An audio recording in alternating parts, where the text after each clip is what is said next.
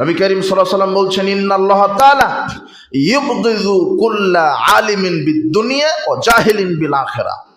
নিশ্চয় আল্লাহ দুনিয়াবি ব্যাপারে যারা পণ্ডিত আর পরকালের ব্যাপারে যারা মূর্খ, দুনিয়ার ব্যাপারে যারা পণ্ডিত আর দ্বীন ইসলামের ব্যাপারে যারা মূর্খ, এদের উপরে আল্লাহ প্রতি মুহূর্তে গজব নাজিল করেন।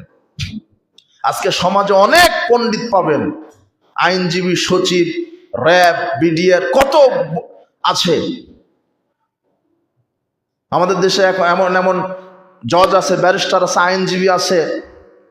বাংলাদেশের সংবিধানের তো লাইন বলতে পারে, আমেরিকা ব্রিটেনের সংবিধানের কোন আইন সেটাও বলতে পারে, কিন্তু কপাল পোড়া শুধু জানে না সূরা ফাতিহা শুদ্ধ করে।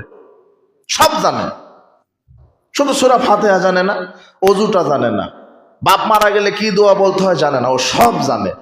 ও আকাশ তত্ত্ব, জমিন তত্ত্ব, বিসিএস ক্যাডার যারা আছে, বড় বড় এমবিবিএস ডাক্তার আছে, এদের যে জ্ঞান, কম পড়াশোনা করেছে এরা সব জানে, কিন্তু অজুটা কিভাবে করা লাগে এটা জানে না। কেন? ওই সিলেবাসে তাকে পড়ানো হয়নি।